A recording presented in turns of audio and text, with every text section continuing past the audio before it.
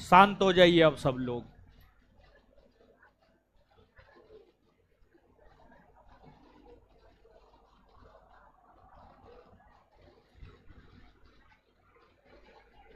चलिए आ जाइए अब, शांत हो जाइए हीरो सब, शांत होइए अब, बात करना बंद कीजिए सब लोग।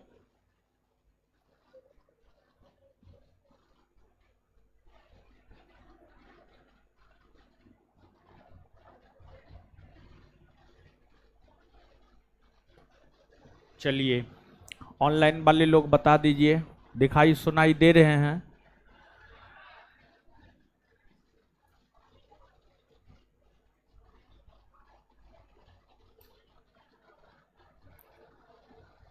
सब चीज ठीक है?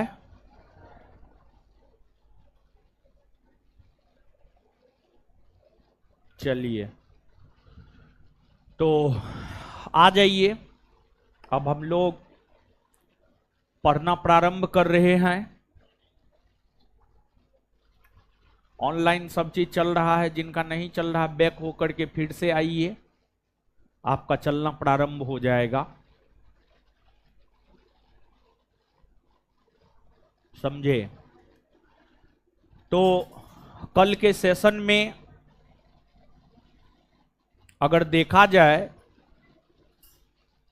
तो 1919 के भारत शासन अधिनियम को बताना हम प्रारंभ किए थे, और उसमें थोड़ा बहुत बात हम आपको बताए भी थे। 1919 के भारत शासन अधिनियम के विषय में थोड़ा बहुत बात जो है हम आपको बताए भी थे।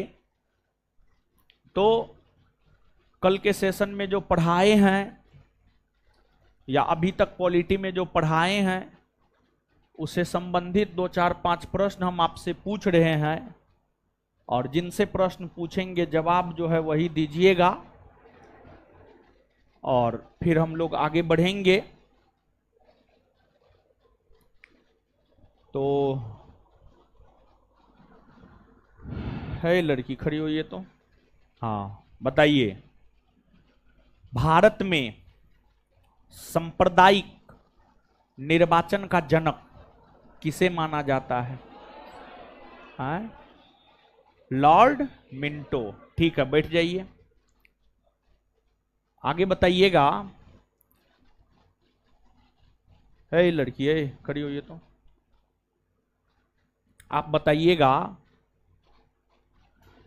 किस अधिनियम के तहत अप्रत्यक्ष निर्वाचन प्रणाली की शुरुआत हुई है? अप्रत्यक्ष निर्वाचन प्रणाली की शुरुआत किस अधिनियम के तहत हुई है? कल्हे न बताए हैं जी, कल्हे न बताए हैं, बताइए। कल आए थे क्लास? आए थे तो जवाब काहे न दे रहे हैं? रिवीजन और नहीं करते हैं घर पे?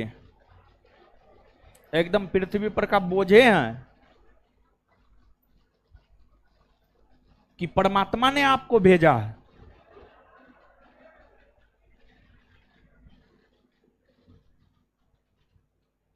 चलिए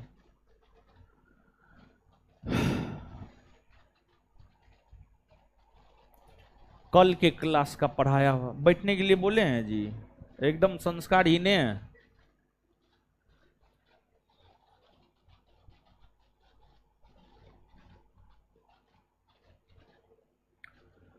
चलिए, ए लड़की है चश्मा वाली खड़ी हुई है तो हाँ बताइए अब, किस अधिनियम के तहत वायसराय को अध्यादेश जारी करने का अधिकार मिला?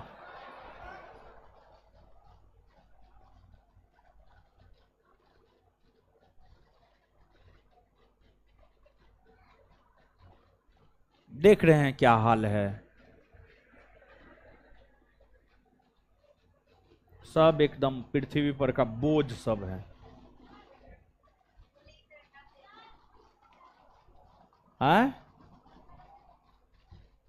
तभी से काहे न बोले थे, अब वैल्यू थोड़े होगा।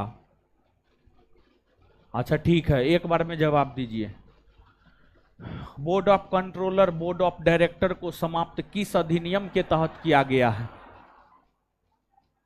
आए? क्या बोल रहे हैं? 1858 बोली है। बैठ जाइए।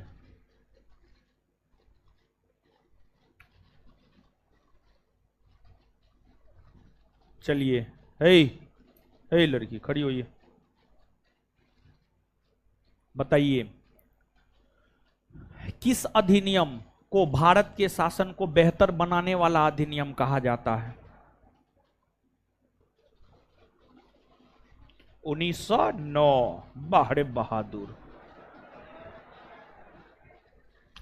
आपको तो रेमन मैग्सेसे से छोटा प्राइज मिलना ही नहीं चाहिए। कल आए थे क्लास? नहीं आए थे?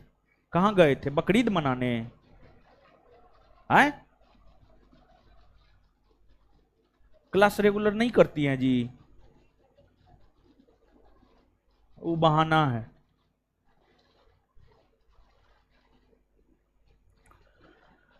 पढ़ा लिखा कीजिए आप लोग, समझे? है लड़की, है खड़ा होइए, है लड़की, है खड़ी होइए। हाँ, व्हाइट टी शर्ट शर्ट, खड़ा होइए। अरे व्हाइट शर्ट, अरे आप ही को बोल रहे हैं जी। हाँ आप ही को बोल रहे हैं। हाँ बताइए।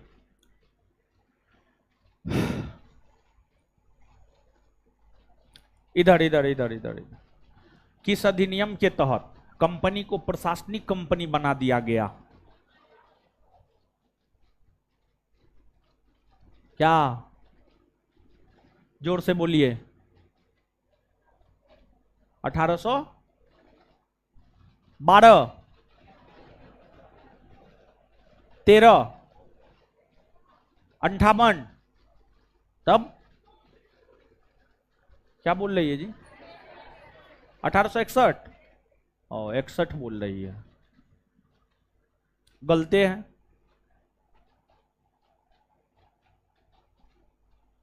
रिवीजन और नहीं करते हैं घर पे आप लोग? बड़ी बुरा हाल है।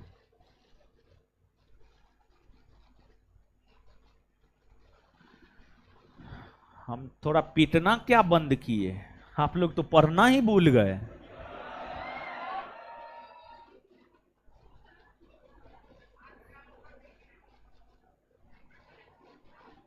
चलिए खड़ा रहिए अब तीनों, आइए अब पढ़ते हैं। शर्मिंदगी महसूस होना चाहिए, इतना क्लासरूम में सब लोग बैठल है, ये सब खड़ी है, ठीक है, बढ़िया है। शांत रहिए, ज्यादा अकबकाइए मत, समझे? आइए आगे पढ़ते हैं अब हम लोग। देखिए 1919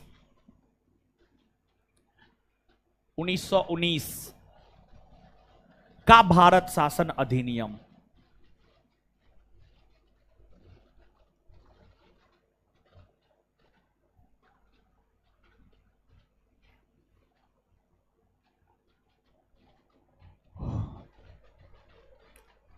उन्नीस सौ 19 का भारत शासन अधिनियम। 1919 के भारत शासन अधिनियम के विषय में हम आपको बतला रहे थे।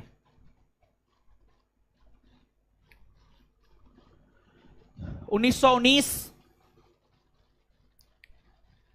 का जो भारत शासन अधिनियम है, इसे हम लोग मॉन्टेग्यू चेम्सफोर्ड सुधार अधिनियम भी कहते हैं। यह अधिनियम पारित 1919 ईस्वी में हो गया था, लेकिन यह अधिनियम लागू 1921 ईस्वी में हुआ था। यह अधिनियम लागू 1921 ईस्वी में हुआ था।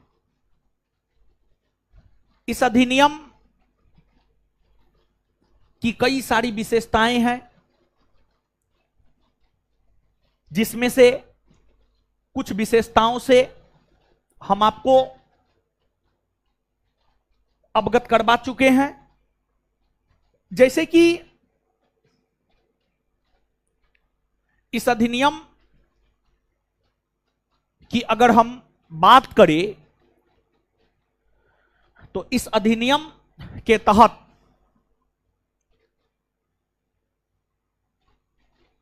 सिख, ईसाई, आंग्ल भारतीय समुदाय के लोगों को पृथक निर्वाचन का अधिकार मिला। पृथक निर्वाचन का अधिकार मिला। जैसे मुसलमानों को पृथक निर्वाचन का अधिकार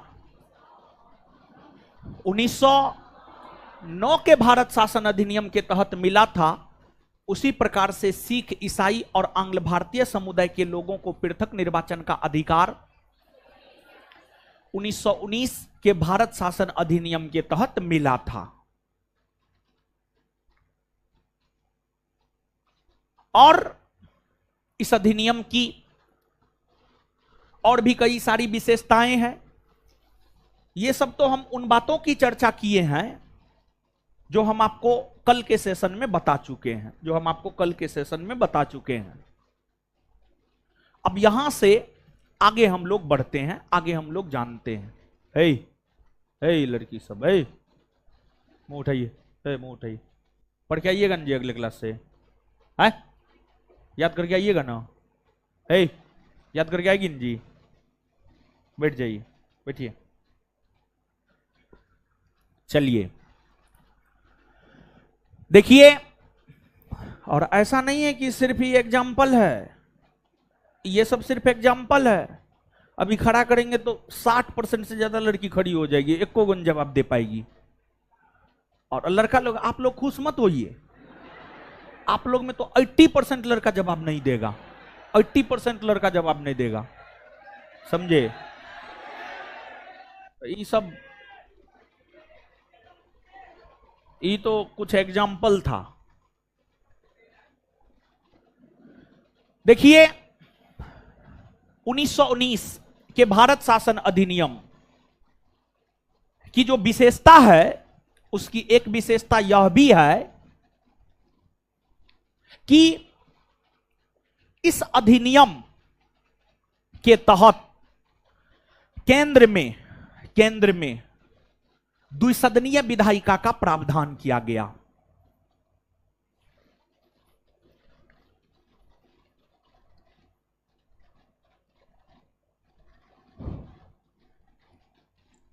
केंद्र में द्विसदनीय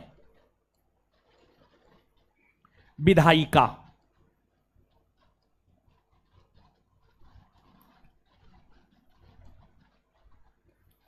का प्रावधान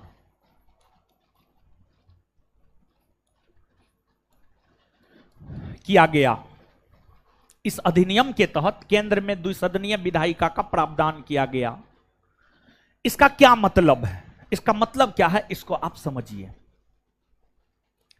अभी देखिए, भारत में केंद्रीय स्तर पर संसद का 2 सदन देखने को मिलेगा, एक आपको लोकसभा और एक आपको राज्यसभा। फिर आपको अगर राज्य की बात करें तो राज्य स्तर पर भी 2 सदन देखने को मिलेगा, एक आपको विधानसभा और एक आपको विधान परिषद, एक आपको विधानसभा और एक आपको विधान परिषद। तो वर्तमान में जो केंद्र में 2 सदनों वाली विधायिका मिलती है, देखिए विधायिका का मतलब क्या होता है जानते हैं? विधायिका का मतलब होता है, विधायिका का अर्थ होता है विधि का निर्माण करने वाली संस्था। विधायिका का अर्थ होता है विधि का निर्माण करने वाली संस्था। विधि यानी कानून का निर्माण करने वाली संस्था, और कानून का निर्माण करने वाली संस्था संसद है। और संसद के अंतर्गत राष्ट्रपति आते हैं, लोकसभा आता है और राज्यसभा आता है। संसद के अंतर्गत राष्ट्रपति आते हैं, लोकसभा आता है, राज्यसभा आता है। तो ये जो लोकसभा और राज्यसभा है, ये 2 सदनों वाली विधायिका है, ये 2 सदनों वाली विधायिका है। तो वर्तमान में जो केंद्र में 2 सदनों वाली विधायिका देखने को मिलता है, इसको लेकर प्रावधान पहली बार 1919 के भारत शासन अधिनियम में किया गया था और कहा गया था कि केंद्र में 2 सदनों वाली विधायिका का गठन किया जाएगा। केंद्र में 2 सदनों वाली विधायिका का गठन किया जाएगा और केंद्र में जो 2 सदनों वाली विधायिका के गठन को लेकर प्रावधान किया गया था, उसमें यह कहा गया था कि एक होगा केंद्रीय विधानसभा, एक होगा केंद्रीय विधानसभा, और दूसरा की अगर हम बात करें तो दूसरा होगा आपको राज्य परिषद, दूसरा होगा आपको राज्य परिषद, दूसरा होगा आपको राज्य परिषद, दूसरा राज्य परिषद होगा। तो जो 2 सदनों वाली विधायिका का प्रावधान किया गया, उसके अंतर्गत एक केंद्रीय विधानसभा को लेकर प्रावधान किए गए और दूसरा राज्य परिषद को लेकर प्रावधान किया गया। केंद्रीय विधानसभा यह आपको निम्न सदन हुआ करता था, यह आपको निम्न सदन हुआ करता था, और राज्य परिषद की हम बात करें तो यह आपको उच्च सदन हुआ करता था। राज्य परिषद की अगर हम बात करें तो यह आपको उच्च सदन हुआ करता था। केंद्रीय विधानसभा में 144 सीट हुआ करता था उस समय, 144 सीट हुआ करता था उस समय, जिसमें से 104 निर्वाचित होते थे और 40 सदस्य मनोनीत होते थे, 40 सदस्य मनोनीत होते थे। और जो केंद्रीय विधानसभा के सदस्य होते थे उनका कार्यकाल 3 वर्षों का होता था। जो केंद्रीय विधानसभा के सदस्य होते थे उनका कार्यकाल 3 वर्षों का होता था, 3 वर्षों का, 3 वर्षों का उनका कार्यकाल होता था। वही जो राज्य परिषद है, जिसे उच्च सदन कहा जाता था, इसमें सदस्यों की संख्या 60 हुआ करती थी, 60 हुआ करती थी, जिसमें से 34 सदस्य निर्वाचित होते थे और 26 सदस्य मनोनीत होते थे, और 26 सदस्य मनोनीत होते थे। और राज्य परिषद के सदस्यों का जो कार्यकाल हुआ करता था, राज्य परिषद के सदस्यों का कार्यकाल 5 वर्षों का हुआ करता था, 5 वर्षों का। राज्य परिषद के सदस्यों का कार्यकाल 5 वर्षों का हुआ करता था। ये तमाम प्रावधान किए गए और आगे चलकर यही केंद्रीय विधानसभा लोकसभा कहलाया। आगे चलकर यही केंद्रीय विधानसभा लोकसभा कहलाया और आगे चलकर यही राज्य परिषद, आगे चलकर यही राज्य परिषद राज्यसभा कहलाया। क्या कहलाया? राज्यसभा। तो आगे चलकर यही केंद्रीय विधानसभा लोकसभा कहलाया और आगे चलकर यही राज्य परिषद राज्यसभा कहलाया। और वर्तमान में राज्यसभा में सदस्यों की संख्या 245 है और राज्यसभा के सदस्यों का कार्यकाल 6 वर्षों का होता है और वर्तमान में लोकसभा में सदस्यों की संख्या 543 है और लोकसभा के सदस्यों का कार्यकाल 5 वर्षों का होता है, 5 वर्षों का होता है। बात समझे? तो रेड टी शर्ट खड़ा हो जाइए, तो हाँ खड़ा होइए आप, हाँ बताइए।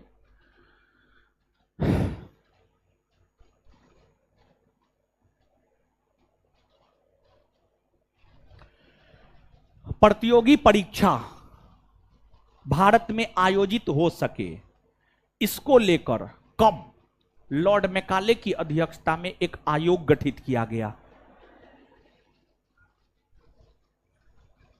1835 34 1834। हाँ, हम जान रहे थे वो 1834 से 35 बोलेगा। इसका आंसर क्या होगा? हो 1854। 1800 कैसे आप पे कृपा आएगा बताइए ना? आप तिरछी निगाह से लड़की को देखते रहते हैं। देखना है तो खुल्लम खुल्ला देखिए। हम इधर बता रहे हैं, आई जो ऐसे करके देख रहा है। अब बोलिए, बगल में बैठा देते हैं दो चार गो को। कभी नहीं देखे हैं लड़की, नहीं तारे हैं लड़की, कभी नहीं। पढ़ने पर ध्यान ही नहीं है। चलिए आगे आ जाइए। अब तो है, शांति, शांत हो जाइए। आपको केंद्र में द्विसदनीय विधायिका का प्रावधान, केंद्र में द्विसदनीय विधायिका का प्रावधान 1919 के भारत शासन अधिनियम के तहत ही किए गए। और केंद्र में जो द्विसदनीय विधायिका का प्रावधान किया गया, वो 2 सदनों वाली विधायिका में हमने आपको बताया केंद्रीय विधानसभा, राज्य परिषद, फिर किस सदन में कितने सदस्य निर्धारित किए गए, कितने निर्वाचित हो रहे थे, कितने मनोनीत हो रहे थे, हर प्रकार की बात हमने आपको बतलाया। इसके बाद इस अधिनियम की और भी कई सारी विशेषताएं हैं। इस अधिनियम के तहत प्रांतों में द्वैध शासन, प्रांतों में द्वैध शासन को लागू किया गया, प्रांतों में द्वैध शासन को लागू किया गया, प्रांतों में द्वैध शासन को लागू किया गया। प्रांतों में द्वैध शासन को लागू किया गया। कई बार हम आपको द्वैध शासन क्या है एग्जाम्पल देकर के बताए हैं, नहीं बताए, एकदम हम आपको बताएं। और एक पुस्तक है डायरकी, एक पुस्तक है डायरकी, और जो डायरकी नामक पुस्तक है,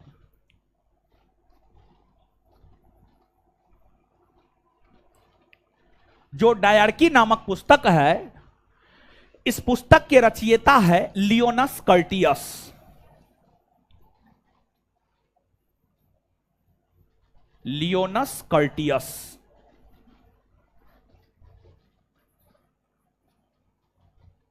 लियोनस कर्टियस। डायरकी एक पुस्तक है, इस पुस्तक के रचयिता लियोनस कर्टियस है। और इस डायरकी नामक पुस्तक में ही द्वैध शासन को विस्तार पूर्वक समझाया गया है, द्वैध शासन को विस्तार पूर्वक समझाया गया है। और डायरकी नामक पुस्तक में लियोनस कर्टियस ने ही द्वैध शासन को समझाया है, और इन्हें ही प्रांतों में द्वैध शासन का जनक माना जाता है। लियोनस कर्टियस को ही प्रांतों में द्वैध शासन का जनक माना जाता है। और जब 1919 के भारत शासन अधिनियम के तहत, जब 1919 के भारत शासन अधिनियम के तहत प्रांतों में द्वैध शासन को लागू किया गया, तो प्रांतों में काम करने वाले विषय को 2 भागों में बांट दिया गया। प्रांतों में काम करने वाले विषय को 2 भागों में बांट दिया गया, एक आरक्षित विषय और दूसरा हस्तांतरित विषय। एक आरक्षित विषय और दूसरा हस्तांतरित विषय। देखिए, जैसे आप समझिएगा, वर्तमान में जितने भी काम करने वाले विषय है, उस विषय को 3 भागों में बांटा गया है। वर्तमान में जितने भी काम करने वाले विषय है, उस विषय को 3 भागों में बांटा गया है। संघ सूची, राज्य सूची और समवर्ती सूची। संघ सूची, राज्य सूची और समवर्ती सूची। संघ सूची पर कानून संसद बनाता है, राज्य सूची पर राज्य विधानमंडल बनाता है, और समवर्ती सूची पर दोनों।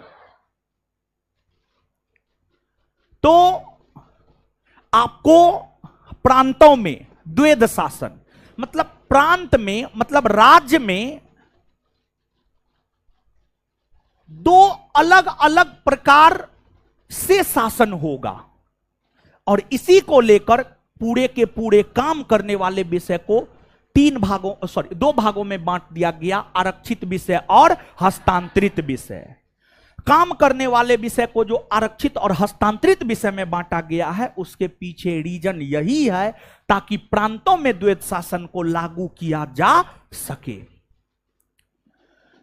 इसके बाद इस अधिनियम की अगली विशेषता यह है कि इस अधिनियम के तहत ही लोक लेखा समिति, इस अधिनियम में ही लोक लेखा समिति के गठन को लेकर प्रावधान किया गया था। लोक लेखा समिति, लोक लेखा समिति,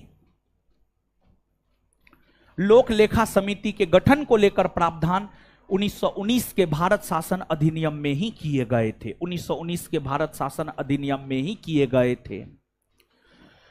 देखिए, लोक लेखा समिति एक संसदीय समिति है। जब आप आगे संसद को पढ़ेंगे, यानी पार्लियामेंट को पढ़ेंगे, तो पार्लियामेंट के काम बहुत व्यापक होते हैं। तो पार्लियामेंट के जो काम बहुत व्यापक होते हैं, पार्लियामेंट जो अपने कामों को नहीं कर पाता है, पार्लियामेंट जो अपने कामों को नहीं कर पाता है, उन कामों को करने के लिए ही संसदीय समिति का गठन किया जाता है। कई सारे संसदीय समिति है, जैसे प्रकलन समिति, सरकारी उपक्रम समिति, लोक लेखा समिति, ये सब संसदीय समिति है। तो संसदीय समितियों में से लोक लेखा समिति के गठन को लेकर प्रावधान जो है आपको 1919 के भारत शासन अधिनियम में ही किए गए थे। इसके बाद आप सब लोग जानते हैं, क्योंकि हमने आपको पढ़ाया है, और जवाब दीजिए तो, जवाब नहीं दीजिएगा तो फिर तो हम आपका नमक खाए ही हैं, तो कर्ज तो उतारेंगे। किसे भारत में सिविल सेवा का जनक माना जाता है? Lord Cornwallis. बहुत बढ़िया। इसके बाद आगे बताइएगा। सिविल सेवकों की नियुक्ति हेतु प्रतियोगिता परीक्षा आरंभ किए जाएंगे, यह प्रावधान किस अधिनियम में किए गए? 1853। बहुत बढ़िया। इससे पहले सिविल सेवकों की नियुक्ति कौन करता था? Board of director. Board of. तो अब आप देखिएगा, सिविल सेवा प्रतियोगिता परीक्षा 1853 के बाद से होना प्रारंभ हुआ। 1853 ईस्वी के बाद से सिविल सेवा प्रतियोगिता परीक्षा होना प्रारंभ हुआ। तो शुरुआती दौर में सिविल सेवा प्रतियोगिता परीक्षा का आयोजन सिर्फ लंदन में होता था, सिर्फ और सिर्फ लंदन में होता था। अगर किसी भारतीय को भी सिविल सेवक बनना है तो उसे भी लंदन जाकर ही परीक्षा देना पड़ता था। लेकिन भारत में टैलेंट की कोई कमी नहीं थी, परंतु सभी लोग भारत के सभी लोग उतने अधिक अमीर नहीं थे कि वे लंदन जाकर परीक्षा दे पाते। इसी वजह से कांग्रेस बार बार अपनी स्थापना के बाद से इस मांग को उठा रहा था कि सिविल सेवकों की नियुक्ति हेतु प्रतियोगिता परीक्षा का आयोजन लंदन के साथ साथ भारत में भी होनी चाहिए। यह मांग कांग्रेस अपनी स्थापना 1885 ईस्वी से उठाना प्रारंभ कर दिया। लेकिन कांग्रेस के इस मांग को 1919 के भारत शासन अधिनियम में स्वीकार कर लिया गया। कांग्रेस के इस मांग को 1919 के भारत शासन अधिनियम में स्वीकार कर लिया गया और 1919 के भारत शासन अधिनियम में यह प्रावधान किया गया कि सिविल सेवकों की नियुक्ति हेतु प्रतियोगिता परीक्षा का आयोजन अब लंदन के साथ साथ भारत में भी होगा। सिविल सेवकों की नियुक्ति हेतु प्रतियोगिता परीक्षा का आयोजन अब लंदन के साथ साथ भारत में भी होगा। इस बात को स्वीकार 1919 के भारत शासन अधिनियम में किया गया है और पहली बार 1922 ईस्वी में लंदन के साथ साथ भारत में भी सिविल सेवकों की नियुक्ति हेतु प्रतियोगिता परीक्षा का आयोजन हुआ पहली बार 1922 में लंदन के साथ साथ भारत के इलाहाबाद में भी प्रतियोगिता परीक्षा का आयोजन हुआ। अब पहली बार तो हो गया, अब भारत में सिविल सेवकों की नियुक्ति हेतु प्रतियोगिता परीक्षा का आयोजन लगातार होता रहे, इस पर विचार विमर्श करने को लेकर ली कमीशन आयोग का गठन किया गया। इसी पर विचार विमर्श करने को लेकर ली कमीशन आयोग का गठन किया गया और ली कमीशन आयोग के सिफारिश पर ही भारत में सिविल सेवा प्रतियोगिता परीक्षा आयोजित करने को लेकर 1926 ईस्वी में एक लोक सेवा आयोग का गठन किया गया। 1926 ईस्वी में एक लोक सेवा आयोग का गठन किया गया।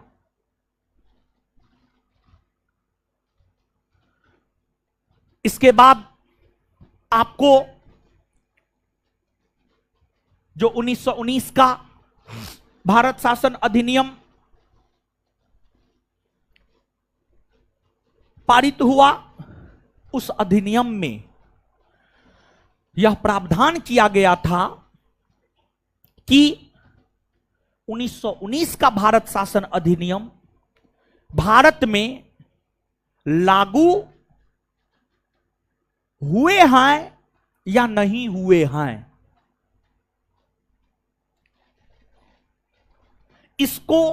इसकी जांच को लेकर 1919 का भारत शासन अधिनियम जब पारित हुआ था तो उस समय ही उस अधिनियम में यह प्रावधान किया गया था कि 1919 का भारत शासन अधिनियम भारत में सही ढंग से लागू हो पाया है या नहीं हो पाया है, उसकी जांच को लेकर एक वैधानिक आयोग का गठन किया जाएगा। एक वैधानिक आयोग का गठन किया जाएगा और 1919 के अधिनियम भारत में लागू हो पाए हैं या नहीं हो पाए हैं, उसी की जांच को लेकर एक वैधानिक आयोग का गठन लंदन में 1927 ईस्वी में हुआ, जिसे हम लोग साइमन कमीशन आयोग कहते हैं, जिसे हम लोग साइमन कमीशन आयोग कहते हैं। साइमन कमीशन आयोग का गठन लंदन में 8 नवंबर 1927 को हुआ था और साइमन कमीशन आयोग का काम यह था इस बात की जांच करना कि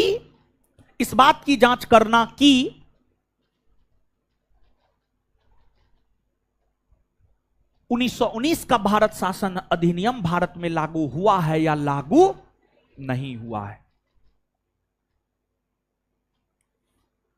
साइमन कमीशन आयोग में 7 सदस्य थे, सातों के सातों अंग्रेज थे, जिस वजह से जब साइमन कमीशन आयोग का भारत आगमन 3 फरवरी 1928 को हुआ तो भारतीयों ने साइमन गो बैक का नारा लगाया। लेकिन इसके बावजूद साइमन कमीशन आयोग काम किया और साइमन कमीशन आयोग अपनी रिपोर्ट 1930 में दिया और साइमन कमीशन आयोग के रिपोर्ट पर विचार विमर्श करने के लिए ही लंदन में 3 गोलमेज सम्मेलन हुए, जिसमें प्रथम गोलमेज सम्मेलन 1930, द्वितीय गोलमेज सम्मेलन 1931 और तृतीय गोलमेज सम्मेलन 1932 में हुए और इन 3 गोलमेज सम्मेलन के परिणाम स्वरूप ही जाकर भारत शासन अधिनियम 1935 बनकर तैयार हुआ। तो इसके बाद ब्रिटिश संसद द्वारा पारित किया गया जो अगला अधिनियम है, वह अधिनियम है आपको भारत शासन अधिनियम 1935। भारत शासन अधिनियम 1935। आगे हम आपके साथ भारत शासन अधिनियम 1935 की ही चर्चा करने जा रहे हैं। भारत शासन अधिनियम 1935 की चर्चा जो है आगे हम आपके साथ करने जा रहे हैं, तो अब आप ध्यान से सुनिएगा।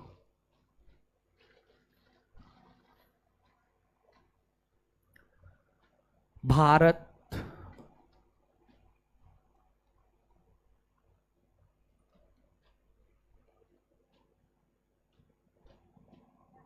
शासन अधिनियम 1935, भारत शासन अधिनियम 1935। देखिए, इसको बताएंगे, लेकिन उससे पहले आप 1919 के भारत शासन अधिनियम को पढ़िए, तो पढ़िए जल्दी। है ऑनलाइन वाले लोग, आप लोग भी पढ़िए। 1919 के भारत शासन अधिनियम को पढ़िए।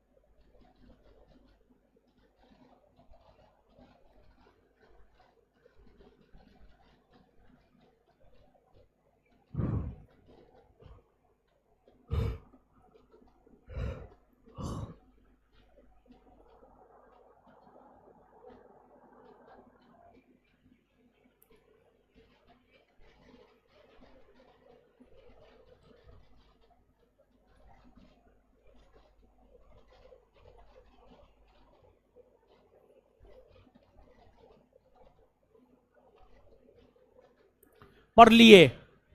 आइए अब, आइए आइए अब समझते हैं भारत शासन अधिनियम 1935। आइए अब बोर्ड पे, आए हीरो सब, आइए मुंह उठाइए अब, आइए इधर देखिए। भारत शासन अधिनियम 1935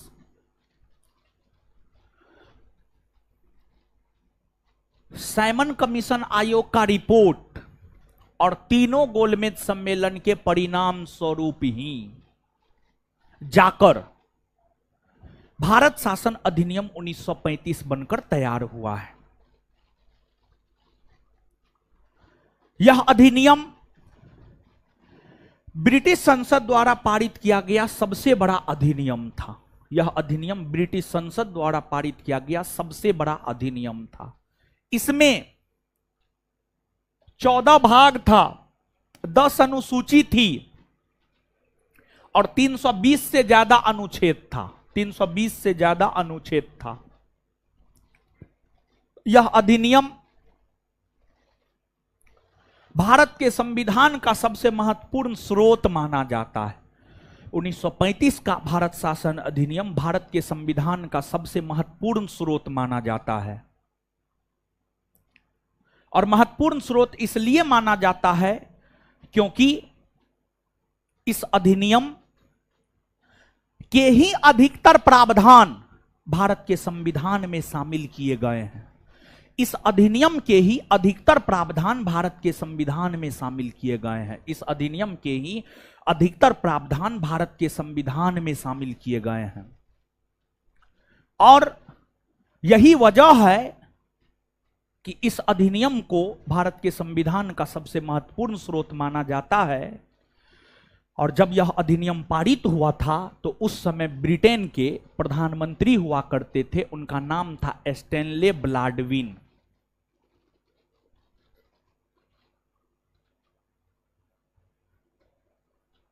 स्टैनले बाल्डविन। देखिए, विशेष तौर पर आपको 3 अधिनियम के पारित होने के समय ब्रिटेन के प्रधानमंत्री कौन थे, इसको याद रखना जरूरी है। 1909, 1919, 1935 और 1947 भी एक याद रख लीजिएगा। तो चार अधिनियम पारित होने के समय जो है 1947 में भारतीय स्वतंत्रता अधिनियम 1947 पारित हुआ था। तो ये 4 अधिनियम पारित होने के समय ब्रिटेन के प्रधानमंत्री कौन थे, इस बात को याद रखना आपके लिए आवश्यक है। 1909 के समय कौन था हम बता दिए हैं, 1919 के समय कौन था ये भी हम बता दिए हैं, और 1935 के अधिनियम पारित होने के समय कौन था ये भी बात हम आपको बता दिए हैं।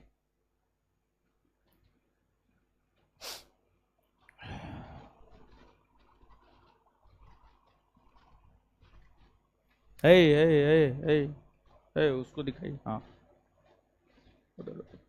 हाँ, 1909 का भारत शासन अधिनियम जब पारित हुआ था तो ब्रिटेन का प्रधानमंत्री कौन था? इधर इधर इधर इधर इधर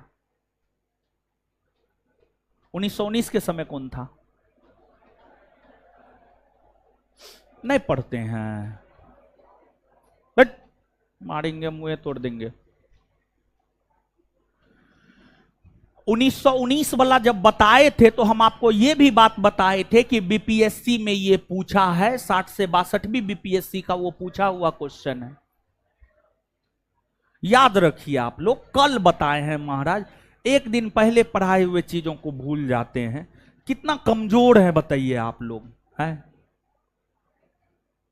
इतना कमजोर मत बनिए। तो अब तो देख लिए होंगे आप तो शुरुए में देखने का प्रयास कर रहे थे, अब तो हम इधर बतियाने लगे, आप तो देखिए लिए होंगे, समझे? 1909 के समय एच एक्विथ, 1919 के समय लॉयड जॉर्ज और 1935 के समय स्टैनले बाल्डविन। यह अधिनियम पारित 1935 में हुआ, लेकिन यह अधिनियम लागू 1936 में हुआ। यह अधिनियम पारित 1935 में हुआ, लेकिन यह अधिनियम लागू हुआ आपको 1936 में। यह अधिनियम लागू 1936 में हुआ। जब यह अधिनियम पारित हुआ था, कांग्रेसियों ने, कांग्रेसी ही नहीं बल्कि मुस्लिम लीग के सदस्यों ने भी इस अधिनियम की कड़ी आलोचना की, इस अधिनियम की कड़ी आलोचना की। लेकिन जब देश आजाद हुआ और जब संविधान बनने लगा भारत का, तो भारत के संविधान के बनने के क्रम में इसी अधिनियम से अधिकतर प्रावधान लेकर भारत के संविधान में रख दिया गया था। इस अधिनियम की आलोचना करते हुए पंडित जवाहरलाल नेहरू ने यह कहा कि यह अधिनियम बिना इंजन का ब्रेक वाला है, या फिर यह अधिनियम अनेकों ब्रेक वाला परंतु इंजन रहित है। यह अधिनियम अनेकों ब्रेक वाला परंतु इंजन रहित है, परंतु इंजन रहित है।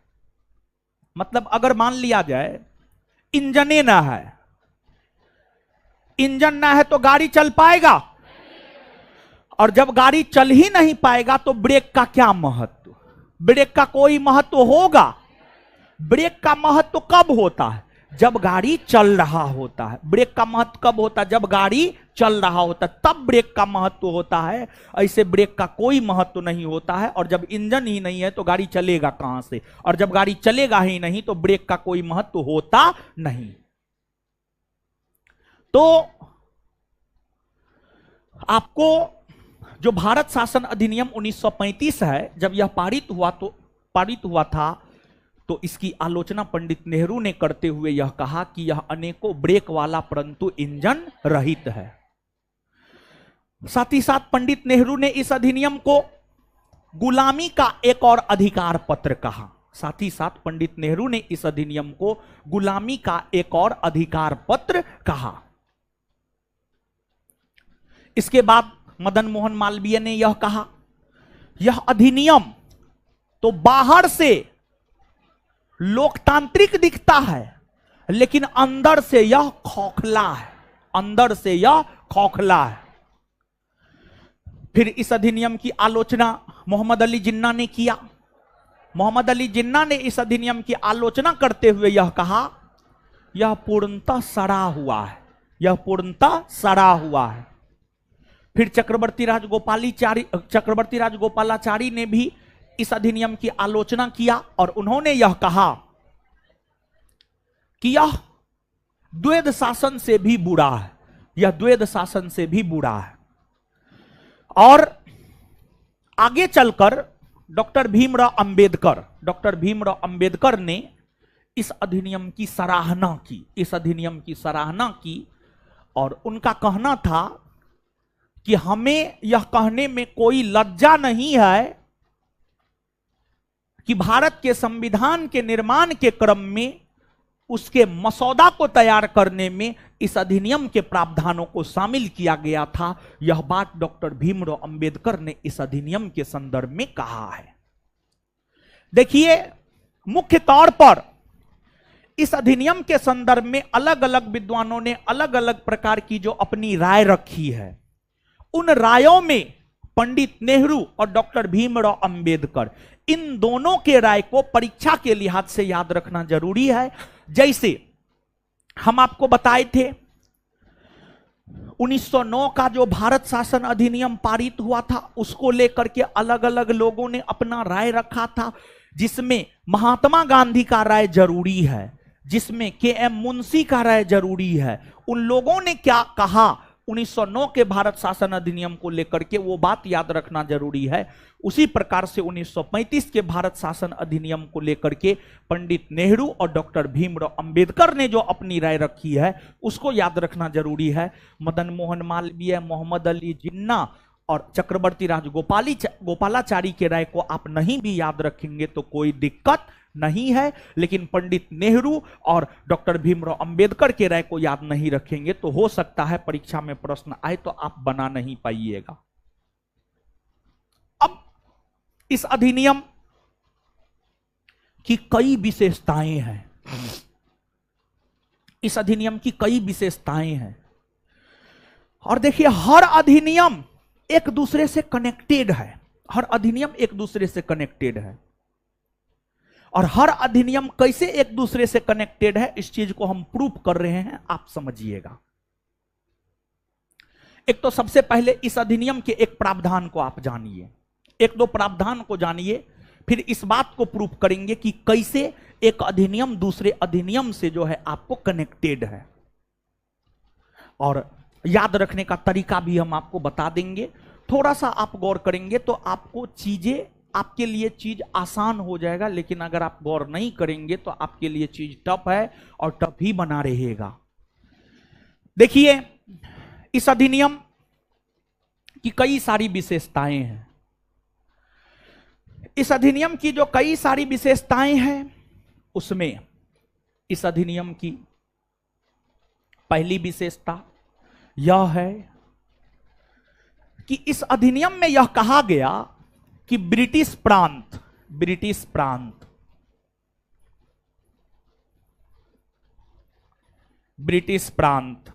और देसी रियासत को मिलाकर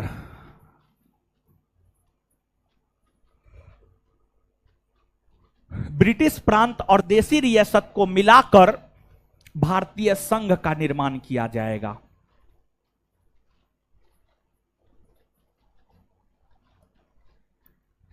ब्रिटिश प्रांत और देसी रियासत को मिलाकर भारतीय संघ का निर्माण किया जाएगा।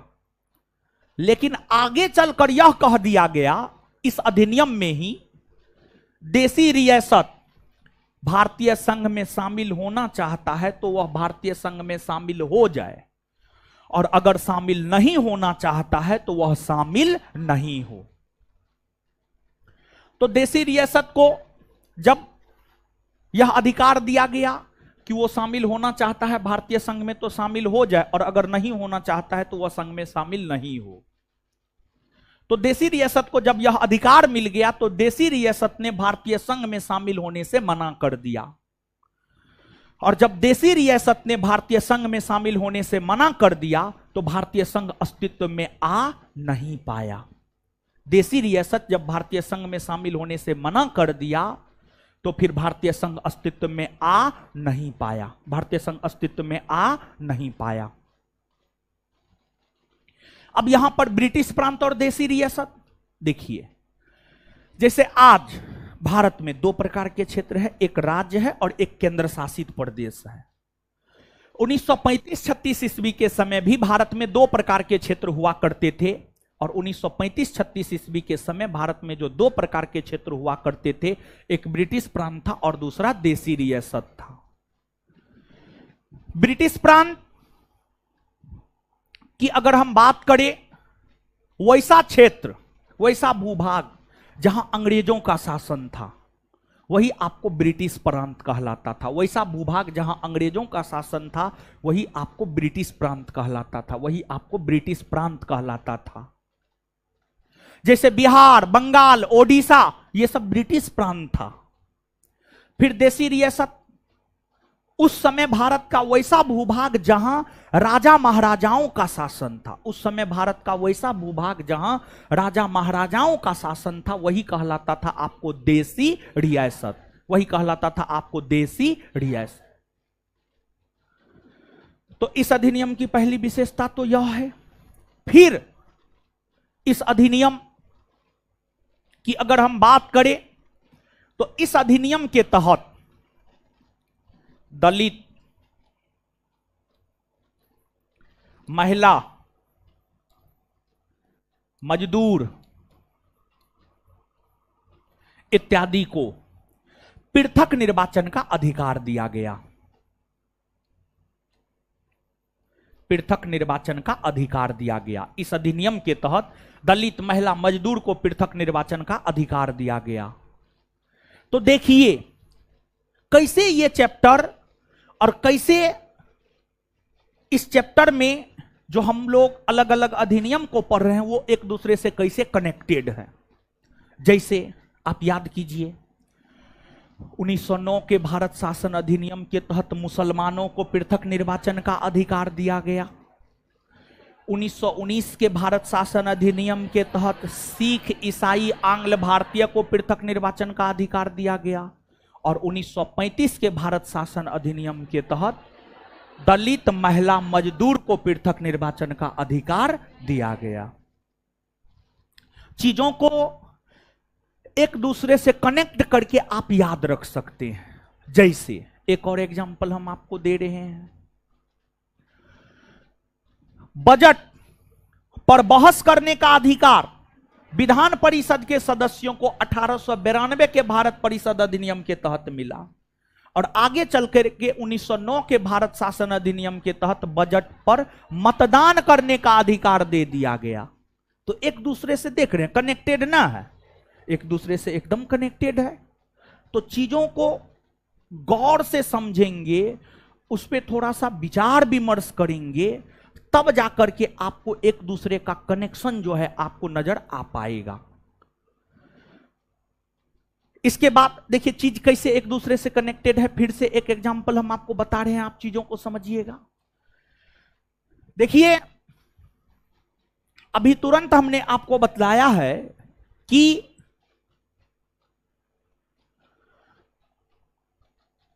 आपको 1919 के भारत शासन अधिनियम के तहत जो है आपको प्रांतों में द्वैध शासन को लागू किया। खैर इसको रोक दीजिए, पहले दूसरा एग्जांपल समझिए। 1919 के भारत शासन अधिनियम के तहत केंद्र में द्विसदनीय विधायिका का प्रावधान किया गया। 1919 के भारत शासन अधिनियम के तहत केंद्र में द्विसदनीय विधायिका का प्रावधान किया गया। केंद्रीय विधानसभा और राज्य परिषद, जो आगे चल करके कहलाया लोकसभा और राज्यसभा। उसी प्रकार से जो 1919 का भारत शासन अधिनियम है, जो 1935 का भारत शासन अधिनियम, 1919 के भारत शासन अधिनियम के तहत केंद्र में द्विसदनीय विधायिका, वही जो 1935 का भारत शासन अधिनियम है, इसके तहत राज्यों में द्विसदनीय विधायिका, राज्यों में द्विसदनीय विधायिका को लेकर प्रावधान किए गए। राज्यों में द्विसदनीय विधायिका को लेकर प्रावधान किए गए। राज्यों में द्विसदनीय विधायिका को लेकर प्रावधान किया गया। राज्यों में द्विसदनीय विधायिका को लेकर प्रावधान किया गया। तो देख रहे हैं 1919 के तहत केंद्र में द्विसदनीय विधायिका और 1935 के तहत राज्यों में द्विसदनीय विधायिका। मतलब पहले जो प्रावधान किए गए आगे के अधिनियमों के तहत, उन प्रावधानों को ही विस्तारित रूप प्रदान किया गया। समझ रहे हैं? हाँ, ये चीज है। फिर आपको जो 1935 का भारत शासन अधिनियम है, इसके तहत प्रांतों से द्वैध शासन को समाप्त कर दिया गया। प्रांतों से द्वैध शासन को समाप्त कर दिया गया। और प्रांतों से द्वैध शासन को समाप्त कर दिया गया, और जब प्रांतों से द्वैध शासन को समाप्त कर दिया गया तो 1935 के भारत शासन अधिनियम के तहत ही केंद्र में द्वैध शासन को लागू किया गया। केंद्र में द्वैध शासन को लागू किया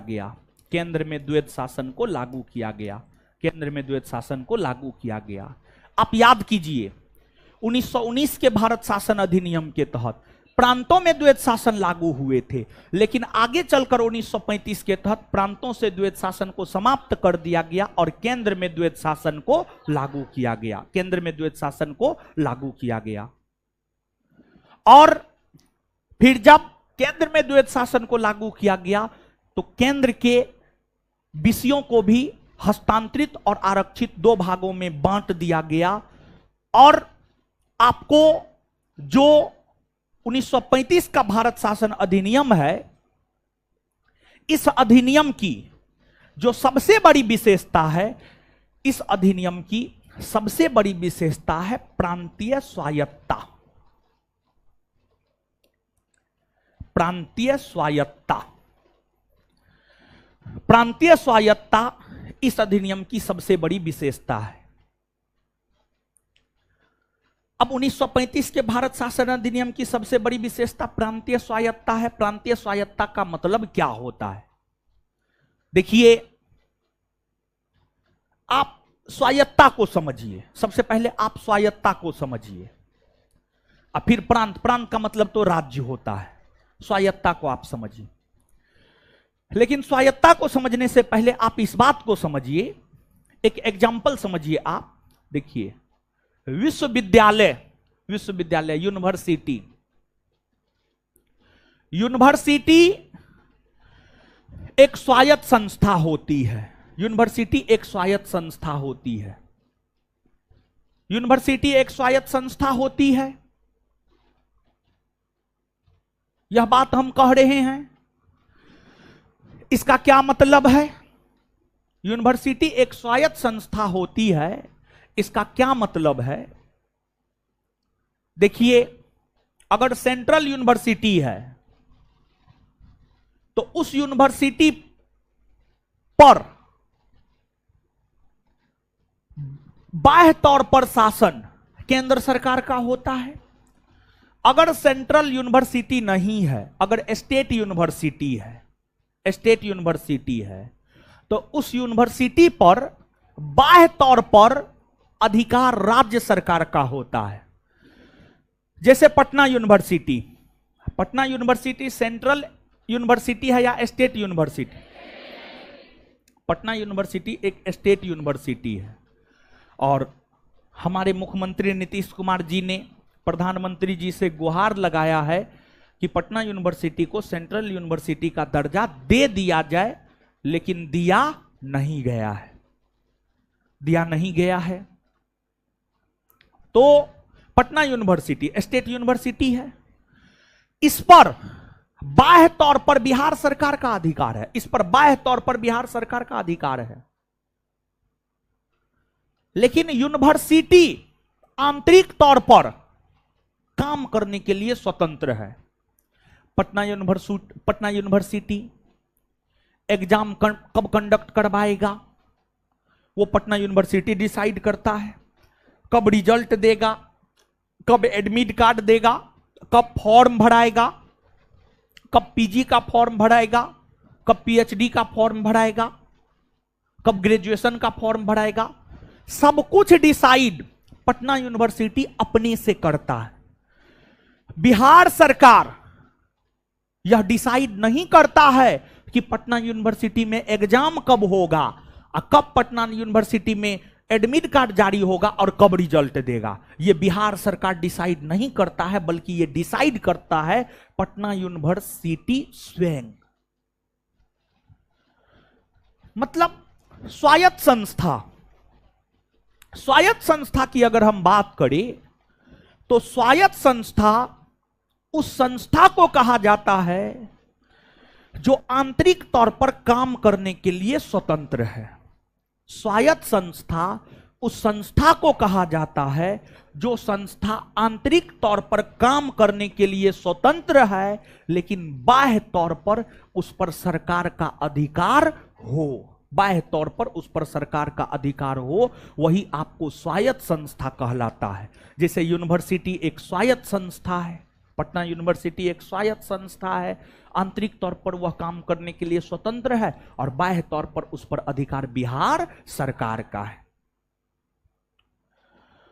तो आपको प्रांतों को स्वायत्तता दी गई, इसका मतलब क्या है?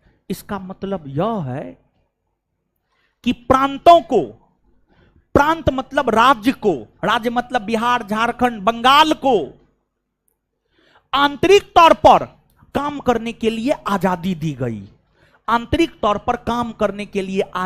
गई, लेकिन बाह्य तौर पर प्रांत अंग्रेजों के अधीन ही था। बाह्य तौर पर प्रांत यानी राज्य अंग्रेजों के अधीन ही था, लेकिन आंतरिक तौर पर प्रांतों को काम करने के लिए स्वतंत्रता दी गई, आजादी दी गई। इसी को कहते हैं हम लोग प्रांतीय स्वायत्तता। और प्रांतीय स्वायत्तता की अगर हम लोग बात करें तो जो प्रांतीय स्वायत्तता है वह इस अधिनियम की सबसे प्रमुख विशेषता मानी जाती है। ऐसे करके भी आपके परीक्षा में यह प्रश्न पूछा जाता है कि 1935 के भारत शासन अधिनियम की सबसे बड़ी विशेषता क्या है? तो 1935 के भारत शासन अधिनियम की सबसे बड़ी विशेषता है प्रांतीय स्वायत्तता। क्या है आपको प्रांतीय स्वायत्तता? समझे हैं? आए? चलिए, अब इसके बाद आपको इस अधिनियम में यह प्रावधान किया गया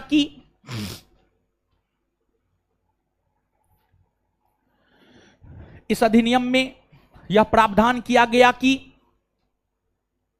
प्रांतों में विधानसभा के चुनाव होंगे।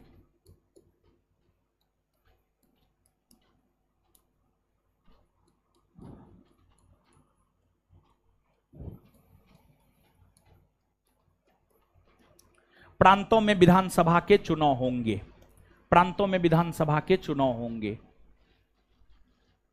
प्रांतों में विधानसभा के चुनाव होंगे। यह प्रावधान इस अधिनियम में किया गया और इस अधिनियम के प्रावधान के तहत ही पहली बार प्रांतों में विधानसभा के चुनाव वर्ष 1937 में हुए। 1935 के भारत शासन अधिनियम में जो यह प्रावधान किया गया कि प्रांतों में विधानसभा के चुनाव होंगे, उस प्रावधान के तहत ही पहली बार प्रांतों में विधानसभा के चुनाव 1937 में हुए और तब से लेकर आज तक प्रांतों में विधानसभा के चुनाव होते हुए आ रहे हैं। अब यहां पर समझिएगा गुरुजी लोग, थोड़ा सा समझिएगा। अब यहां पर एक बात बतलाना चाह रहे हैं। देखिए, आज के डेट में लोकसभा का चुनाव होता है, आम जनता पार्टिसिपेट करती है। प्रांतों में, राज्यों में विधानसभा का चुनाव होता है, आम जनता पार्टिसिपेट करती है, करती है। विधानसभा के चुनाव राज्य में होते हैं। जैसे अभी आपको 2025 में बिहार विधानसभा का चुनाव होना है, ठीक है। अभी 2024 में लोकसभा का चुनाव हुआ है और जो लोकसभा है, लोकसभा को पहले कहा जाता था केंद्रीय विधान सभा। और पहली बार लोकसभा का चुनाव कब हुआ है जानते हैं? आजादी के बाद नहीं, आजादी के बाद हम नहीं पूछ रहे हैं। आजादी के बाद तो पहली बार लोकसभा का चुनाव 1951-52 में हुआ। आजादी से पहले की स्थिति में पूछ रहे हैं, जब लोकसभा को केंद्रीय विधानसभा कहा जाता था, उस स्थिति में हम पूछ रहे हैं। पहली बार चुनाव हुए हैं 1920 में, 1920 में, 1920 में, 1920 में। आप याद कीजिए, आप याद कीजिए, प्रत्यक्ष निर्वाचन की शुरुआत 1919 के भारत शासन अधिनियम के तहत हुई है। और प्रत्यक्ष निर्वाचन मतलब जिसमें आम जनता पार्टिसिपेट करे। तो लोकसभा के चुनाव में आम जनता पार्टिसिपेट करता है और लोकसभा को ही पहले केंद्रीय विधानसभा कहा जाता था। तो केंद्रीय विधानसभा के चुनाव पहली बार 1920 में हुए हैं और केंद्रीय विधानसभा के सदस्यों का कार्यकाल कितने वर्षों का? 3 वर्ष का। और तब से प्रत्येक 3 वर्ष के अंतराल पर केंद्रीय विधानसभा के चुनाव होते रहे हैं। 1920 में हुआ, फिर 1923 में हुआ, फिर 1926 में हुआ। ऑनवार्ड जो है आपको प्रत्येक 3 वर्ष के अंतराल पर केंद्रीय विधानसभा के चुनाव होते रहे। और वही केंद्रीय विधानसभा आजादी के पश्चात कहलाया लोकसभा और आजादी के पश्चात लोकसभा का प्रथम चुनाव हुआ है आपको 1951-52 में। बात समझे हैं? तो केंद्रीय स्तर पर गौर फरमाइएगा आप इस बात पे। अभी जो 2 लाइन बताने जा रहे हैं इस पे गौर फरमाइएगा। अगर परीक्षा में प्रश्न आए तो ये आने की संभावना है। केंद्रीय स्तर पर भारत में पहली बार प्रत्यक्ष निर्वाचन 1920 में हुआ और राज्यों में प्रांतीय विधानसभा के चुनाव सर्वप्रथम 1937 में हुए। राज्यों में प्रांतीय विधानसभा के चुनाव सर्वप्रथम 1937 में हुए, 1937 में हुए। याद रखिएगा ये दोनों बात। आगे इस अधिनियम की अगली विशेषता यह है, इस अधिनियम में ही यह भी कहा गया था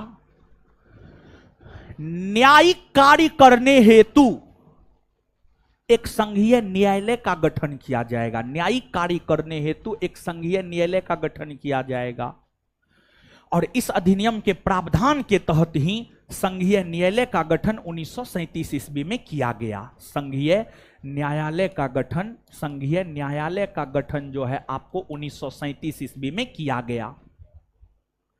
इसके बाद इस अधिनियम में ही यह भी प्रावधान किया गया था कि भारत से बर्मा को अलग किया जाएगा। इस अधिनियम में ही यह प्रावधान किया गया था कि भारत से बर्मा को अलग किया जाएगा, भारत से बर्मा को अलग किया जाएगा। देखिए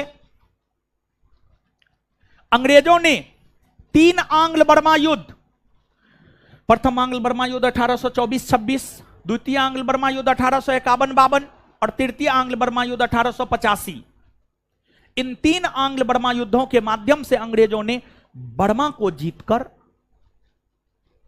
भारतीय ब्रिटिश साम्राज्य में मिला लिया था, भारतीय ब्रिटिश साम्राज्य में मिला लिया था। बाद में जाकर 1935 के भारत शासन अधिनियम में यह प्रावधान किया गया कि बर्मा को भारत से अलग किया जाएगा और आगे चलकर बर्मा को भारत से अलग भी कर दिया गया, बर्मा को भारत से अलग भी कर दिया गया।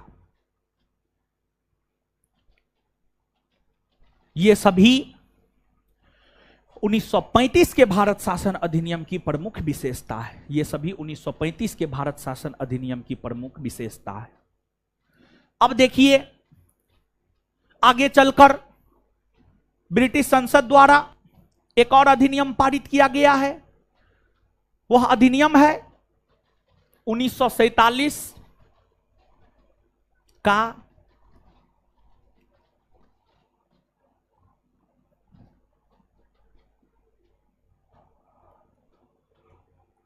भारतीय स्वतंत्रता अधिनियम, भारतीय स्वतंत्रता अधिनियम 1947 का भारतीय स्वतंत्रता अधिनियम, इसको हम लोग समझते हैं।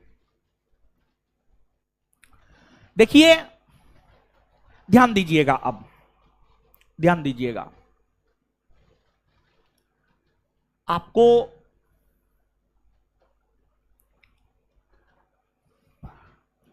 तीन जून 1947 को भारतीय वायसराय लॉर्ड माउंटबेटन ने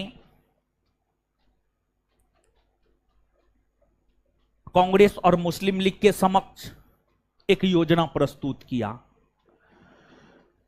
जिसे 3 जून की योजना या माउंटबेटन योजना कहा जाता है। जो 3 जून की योजना या माउंटबेटन योजना है, जो 3 जून की योजना या माउंटबेटन योजना है, उस माउंटबेटन योजना में यह प्रावधान किया गया था कि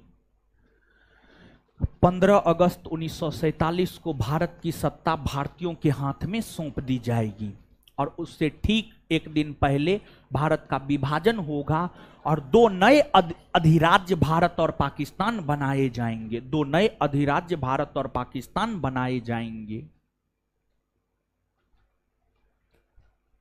ये सभी प्रावधान माउंटबेटन योजना की थी।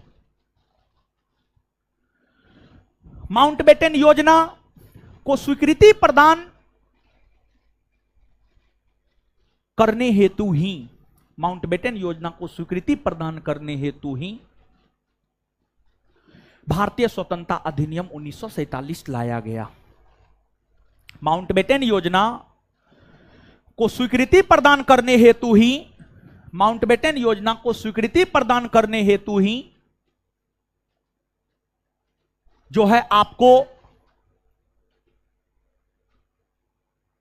भारतीय स्वतंत्रता अधिनियम 1947 लाया गया। भारतीय स्वतंत्रता अधिनियम 1947 जब लाया गया था तो उस समय ब्रिटेन के प्रधानमंत्री हुआ करते थे, उनका नाम था क्लीमेंट एटली। क्लीमेंट एटली, क्लीमेंट एटली। और यह अधिनियम ब्रिटेन की संसद में 4 जुलाई 1947 को लाया गया। इसे ब्रिटेन की संसद ने स्वीकृति प्रदान 18 जुलाई 1947 को किया, 18 जुलाई 1947 को किया और यह अधिनियम लागू 15 अगस्त 1947 को हुआ। यह अधिनियम लागू 15 अगस्त 1947 को हुआ और इसी अधिनियम के तहत भारत को आजादी मिली, भारत का विभाजन हुआ, पाकिस्तान का निर्माण हुआ और इस अधिनियम में यह भी प्रावधान किया गया था कि भारत के वायसराय का पद समाप्त कर दिया जाएगा और दोनों देशों के लिए एक अलग अलग गवर्नर जनरल बनाए गए। और इस अधिनियम के प्रावधान के तहत ही भारत और पाकिस्तान दोनों देशों के लिए एक अलग अलग गवर्नर जनरल बनाए गए। स्वतंत्र भारत के प्रथम गवर्नर जनरल लॉर्ड माउंटबेटन और पाकिस्तान के प्रथम गवर्नर जनरल मोहम्मद अली जिन्ना को बनाया गया। इस अधिनियम में यह भी प्रावधान किया गया था कि जब तक भारत और पाकिस्तान दोनों नए अधिराज्यों में संविधान नहीं बन जाता है, तब तक दोनों देशों में 1935 के भारत शासन अधिनियम के तहत ही शासन प्रशासन चलाए जाएंगे। और जब तक संविधान भारत का नहीं बन गया था, तब तक 1947 से 1950 ईस्वी तक 1935 के भारत शासन अधिनियम के तहत ही भारत में शासन प्रशासन चलाए गए। और जब लॉर्ड माउंटबेटन भारतीयों के समक्ष माउंटबेटन योजना रख रहा था, तो उससे पहले माउंटबेटन ने भारत को छोटे छोटे कॉलोनियों में बांटने को लेकर प्रस्ताव पंडित नेहरू के समक्ष रखा, जिसे बाल्कन प्लान कहा गया।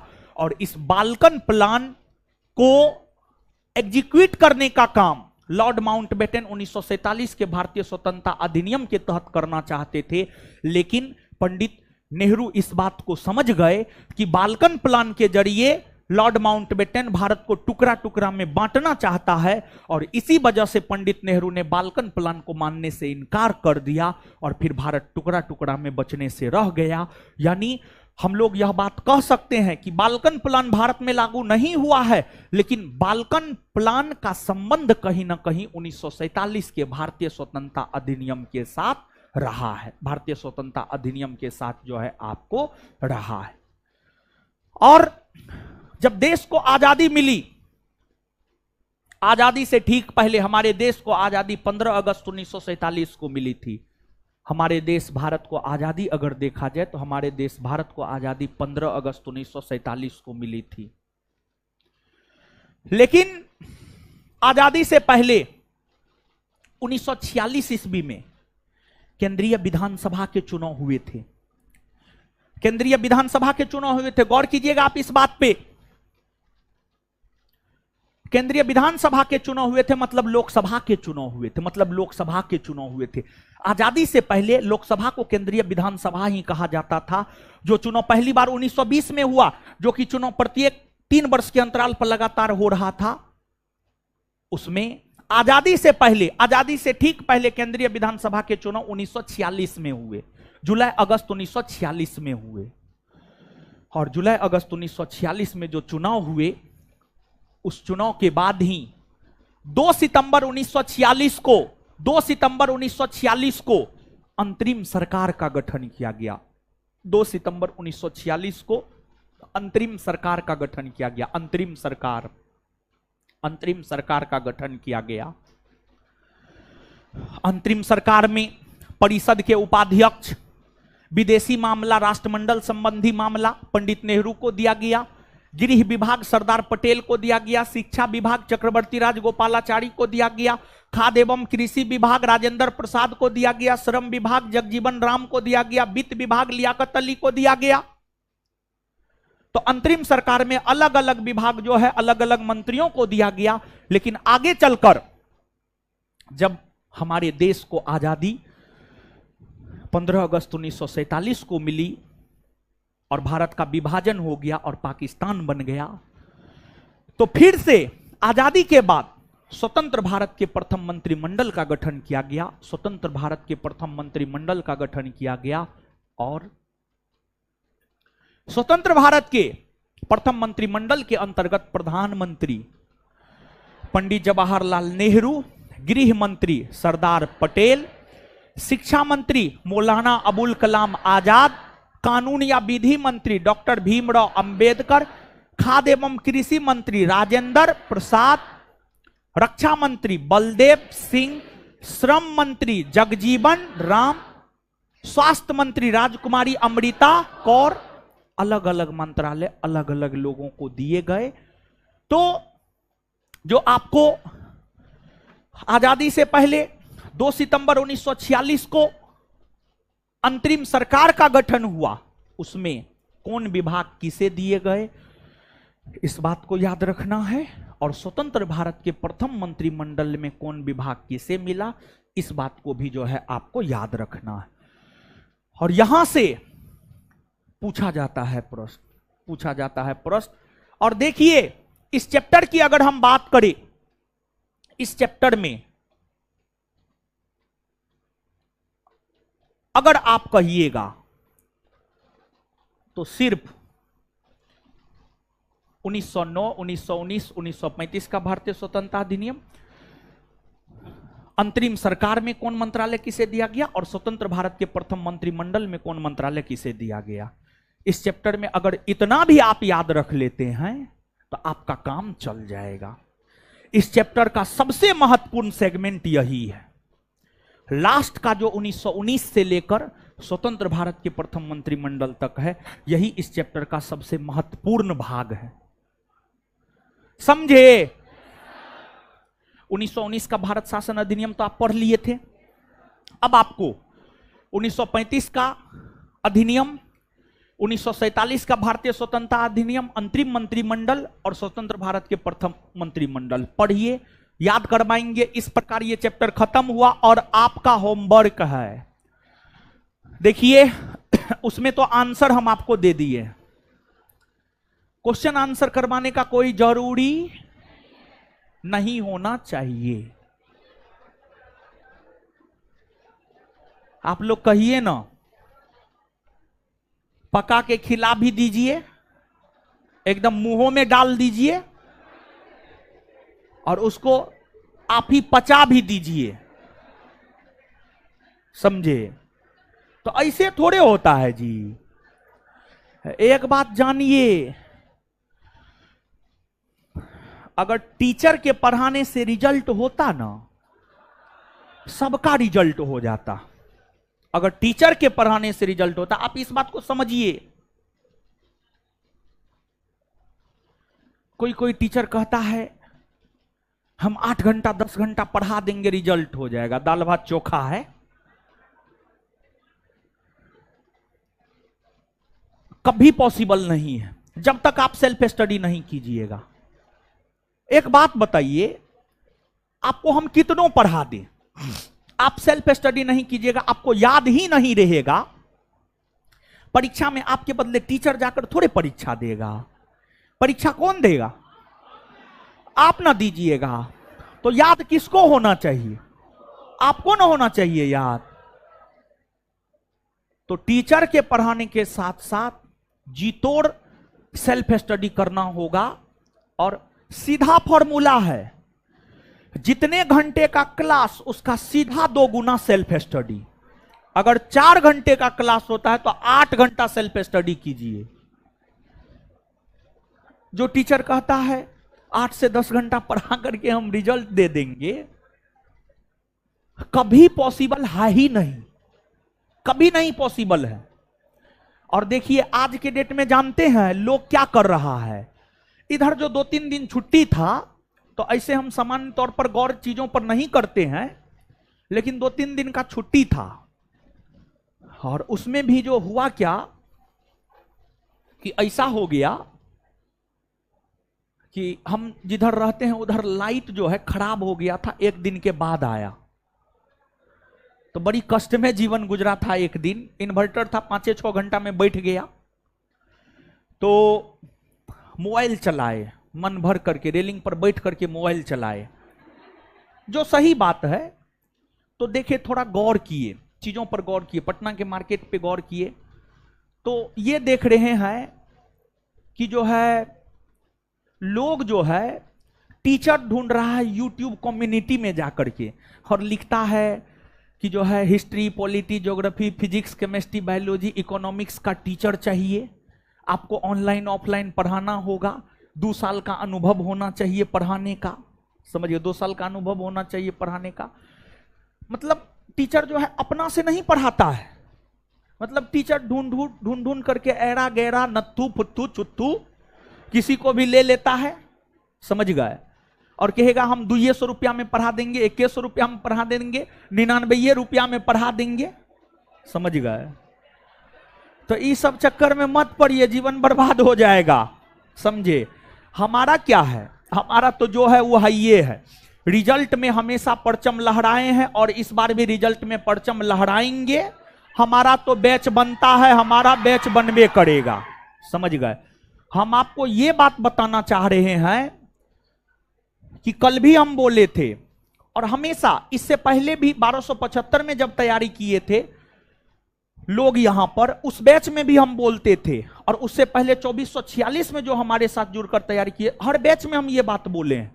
देखिए, एक कुछ बात ऐसा है जो कॉमन है, जैसे जितना घंटा का क्लास उसका सीधा 2 गुना सेल्फ स्टडी, हर बैच में ये बात बोलते हैं। दूसरी बात, 2 नाव की सवारी कभी भी आपको आपके मंजिल तक नहीं पहुंचा सकता है, समझ गए। तो इस सब चीज पर गौर करना है, और आपको जितना दिया जाता है वो आपके लिए सफिशिएंट है। हम अपने से पढ़ाते हैं, बिट्टू झा सर अपने से पढ़ाते हैं। हमारे मोबाइल में देखिए ना, लोग एडवर्टाइजमेंट देता है टीचर का, हमसे टीचर डेली आकर के मिलता है, हमको अपना स्टेज दीजिए, हिस्ट्री पढ़ाने के लिए, पॉलिटी पढ़ाने के लिए, ज्योग्राफी पढ़ाने के लिए, अच्छा टीचर, इकोनॉमिक्स पढ़ाने के लिए, बायोलॉजी पढ़ाने के लिए। लेकिन हमको इसमें क्या लगता है कि पता नहीं, ऐसा तो नहीं कि विद्यार्थी हमारे और बिट्टू झा सर के नाम पे आएगा, हम दूसरे को घुसा देंगे तो विद्यार्थी को ठगने वाली बात तो हो जाएगी, बात ना हो जाए। तो इसी वजह से जो है, नहीं तो हम बैच देने के लिए बैच नहीं दे सकते हैं, बहुत बैच दे सकते हैं, समझ गए। हमारा अपना मानना है ईमानदारी से कमाना है, थोड़ा कम ही कमाएंगे, लेकिन जो है ईमानदारी से कमाएंगे, गाली वाला पैसा नहीं चाहिए। और आप देखिए, पूरे पटना के भीतर जितना भी संस्थान होगा उसमें सिलेक्शन का रेशियो देखिएगा तो सबसे टॉप पे आपका संस्थान आएगा, सबसे टॉप पे आपका संस्थान आएगा किसी भी परीक्षा में सिलेक्शन के मामला में, समझ गए। तो हम लोग जिम्मेदारी के साथ पढ़ाते हैं, बस यही वजह है कि आपको रिजल्ट होता है। और आपको तो हम यही कहेंगे कि इधर उधर कुछ भी मत कीजिए, कहीं ना कहीं आप आए हैं, हम लोगों के क्वालिटी को देख करके, संस्थान के सिलेक्शन रेशियो को देख करके आप लोग आए हैं, तो जो एक विश्वास करके आए हैं उस विश्वास को बना कर रखिए और लगातार मेहनत करते रहिए। और एक बात हमेशा ध्यान में रखिएगा, अगर टीचर के पढ़ाने से रिजल्ट होता तो सब विद्यार्थी का रिजल्ट हो जाता। टीचर के पढ़ाने के साथ साथ आपको सेल्फ स्टडी जम करके करना पड़ेगा, तब जाकर के आपका फाइनल रिजल्ट होगा, नहीं तो आपका फाइनल रिजल्ट नहीं होगा, समझे। और इन लोगों का मेरिट जो है बहुत जल्दी आ जाएगा, संभवतः हवा उड़ रहा है, 30 तारीख को मेरिट आ रहा है, जुलाई में तो मेरिट आ ही जाएगा। तो मेरिट आएगा तो चंद लोगों से जो है हम आपको मिलाएंगे भी, और जो एकदम प्योर तरीका से, जो एकदम प्योर शुद्ध विशुद्ध रूप से, मतलब सुई से लेकर धागा तक, नमक से लेकर हल्दी तक, जो ज्ञान बिंदु के अलावा कुछ करबे नहीं किया है, समझ गए। चाहे बैच हो चाहे टेस्ट हो, उस प्रकार के लोगों से मिलाएंगे। और मैक्सिमम तो वैसे लोग हैं, ऐसे जोड़ेंगे तो रिजल्ट तो बहुत हो जाएगा, समझ गए। तो इधर उधर नहीं करना है, आपको कंसंट्रेट होकर के एक चीज पे फोकस करना है। हमारे मटेरियल में क्या नहीं है, सब कुछ है। हमसे बेहतर मटेरियल कोई बना सकता है, हम अपने से मटेरियल बनाते हैं। बिट्टू झा अपने से मटेरियल बनाता है। देखिए, मटेरियल आने में क्यों समय लगता है। अगर हम अपने टीम से मटेरियल बनवाएं तो हम आपको सब मटेरियल एक साथ दे सकते हैं, लेकिन हम लोग अपने से मटेरियल बनाते हैं। और अपने से मटेरियल बनाते हैं तो स्वाभाविक सी बात है, सुबह 8 से रात में 8-9 बजे तक क्लास है, फिर टाइम मिलता है, छुट्टी मिलता है, उसमें जाकर के बैठ करके, रविवार को बैठ करके मटेरियल बनाते। यही सब कारण है कि मटेरियल जो है थोड़ा आपको जल्दी जल्दी नहीं मिलता है, थोड़ा लेट करके जो है आपको मिलता है, और कोई खास बात ना है, समझे। हम लोगों का मटेरियल, आपके संस्थान का मटेरियल सबसे बेहतर है किसी भी वनडे परीक्षा के लिए। आप क्वेश्चन बैंक पलट के देखिए ना, क्वेश्चन बैंक से अनुमान लगेगा, समझ गए। चाहे बीपीएससी का क्वेश्चन बैंक हो, बिहार दरोगा का क्वेश्चन बैंक हो, बिहार पुलिस का क्वेश्चन बैंक हो, मिल जाएगा। चिंता काहे कर रहे हैं? ठीक है, अरे मिल जाएगा, मिल जाएगा, इस माह में मिल जाएगा। काम हम लोगों के तरफ से पूरा हो चुका है, अब उसको सजाने का भी काम संभवतः हो गया है, समझ गए। अब पूछे नहीं है, पब्लिकेशन में जो लोग हैं, सजाने का काम चल रहा था, हो जाना चाहिए। अब प्रिंटिंग का ही लास्ट स्टेज में है, अब आपको मिल जाएगा, आप भरोसा रखिए, समझे। तो पढ़िए, अब पढ़िए, जल्दी पढ़ लिए, पढ़िए पढ़िए।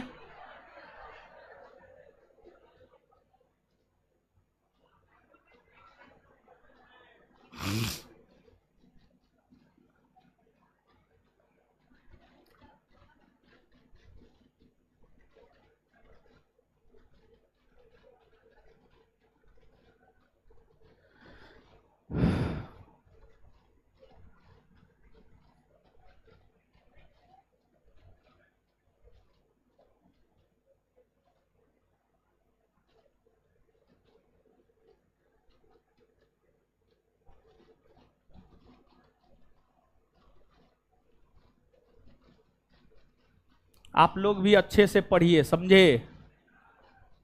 जैसे 1275 में बोले हुए थे, टॉप 20 में अगर संस्थान का लड़का आता है तो उसको बुलेट मिलेगा और लड़की को स्कूटी, समझे। लड़की भी बुलेट लेगी, चलाने होगा, गिरिए जाएगी बकलोल भी।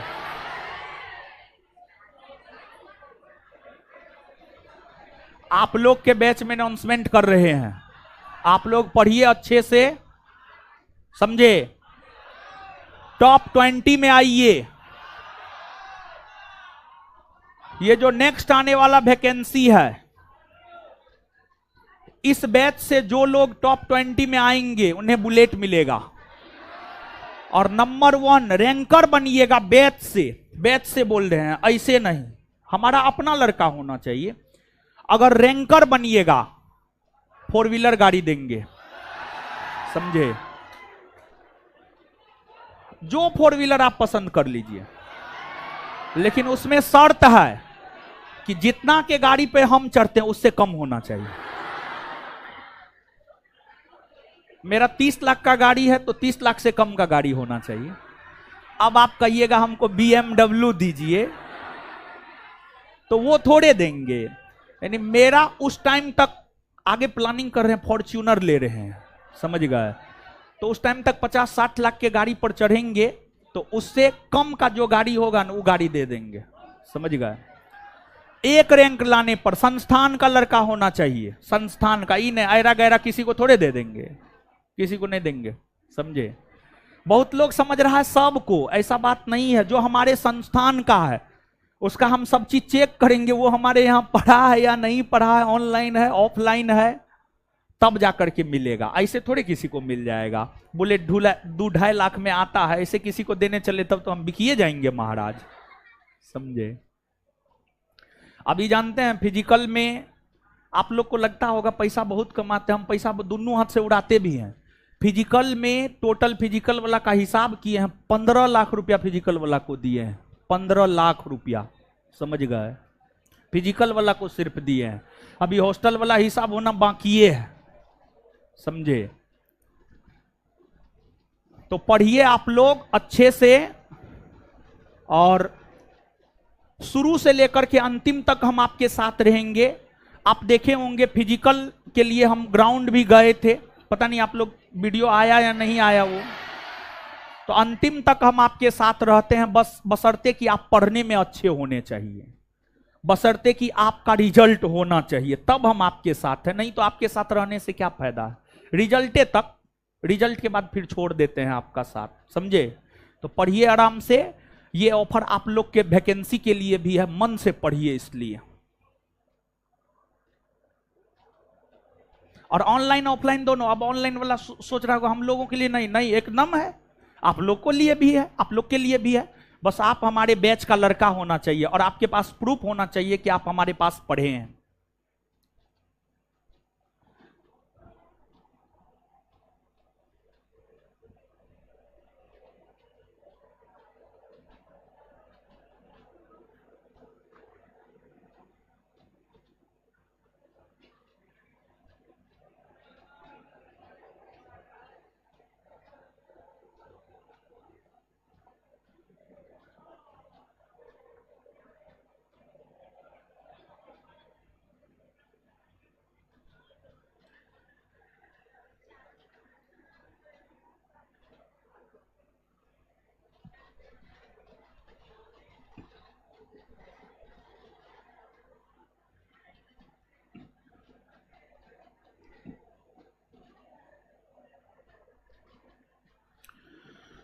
पढ़ लिए हो?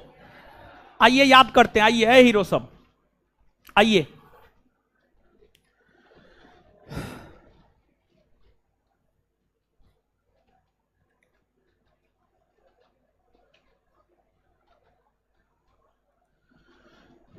बताइएगा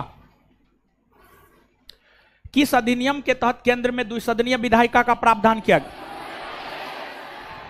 कौन अधिनियम? कौन कौन सदन था? केंद्रीय विधानसभा में कितने सदस्य? 100। निर्वाचित कितने? मनोनीत कितने? राज्य परिषद में कितने सदस्य? निर्वाचित कितने? मनोनीत कितने? केंद्रीय विधानसभा के सदस्यों का कार्यकाल 3 वर्षों का ना। राज्य परिषद के सदस्यों का कितने वर्षों का? 5 वर्षों का ना। चलिए ठीक है। इसके बाद आगे बताइएगा किस अधिनियम के तहत प्रांतों में द्वैध शासन को लागू किया गया?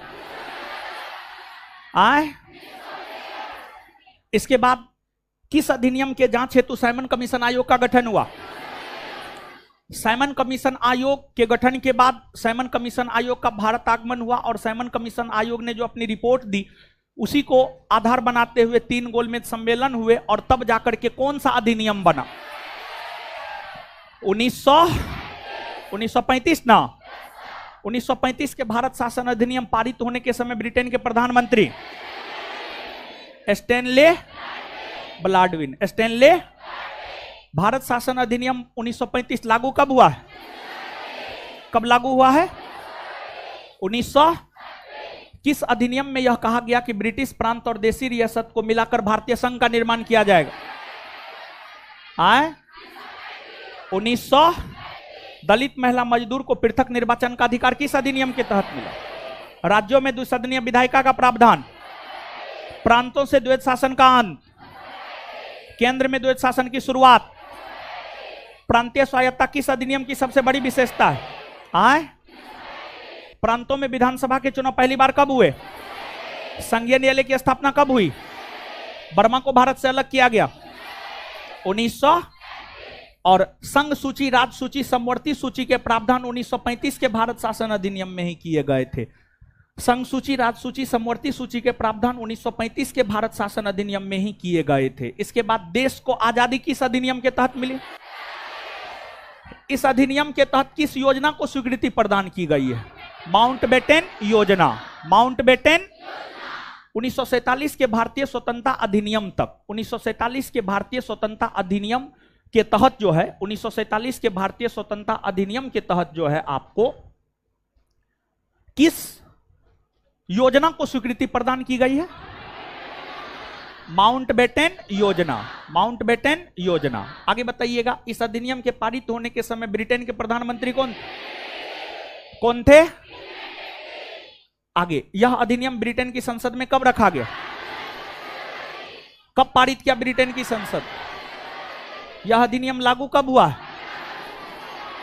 इसके बाद जब तक भारत का संविधान लागू नहीं हुआ तब तक भारत में शासन प्रशासन कौन अधिनियम के तहत चलाए गए? 1935। 1935 के भारत शासन अधिनियम के तहत जो है आपको चलाए गए हैं। दीजिए तो जी।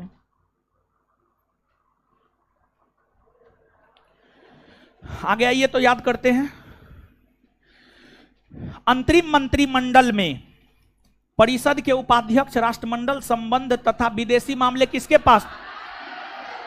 गृह, सूचना एवं प्रसारण मंत्रालय, खाद्य एवं कृषि मंत्रालय, उद्योग एवं नागरिक आपूर्ति मंत्रालय, श्रम मंत्रालय, रक्षा मंत्रालय, कार्य खनन एवं ऊर्जा मंत्रालय, कार्य खनन एवं ऊर्जा मंत्रालय, वित्त मंत्रालय, वित्त मंत्रालय, डाक एवं वायु मंत्रालय, डाक एवं वायु मंत्रालय, रेलवे एवं परिवहन मंत्रालय, रेलवे एवं परिवहन मंत्रालय, शिक्षा एवं कला मंत्रालय, वाणिज्य मंत्रालय, स्वास्थ्य मंत्रालय, स्वास्थ्य मंत्रालय, विधि मंत्रालय। चलिए आगे। स्वतंत्र भारत के प्रथम मंत्रिमंडल में प्रधानमंत्री कौन बने? गृह, खाद्य एवं कृषि, शिक्षा मंत्रालय, रेलवे एवं परिवहन मंत्रालय, वित्त मंत्रालय, विधि मंत्रालय, श्रम मंत्रालय, रक्षा मंत्रालय, स्वास्थ्य मंत्रालय, वाणिज्य मंत्रालय, संचार मंत्रालय, उद्योग एवं आपूर्ति मंत्रालय, कार्य खान एवं ऊर्जा मंत्रालय, कार्य खान एवं ऊर्जा मंत्रालय। क्लियर है?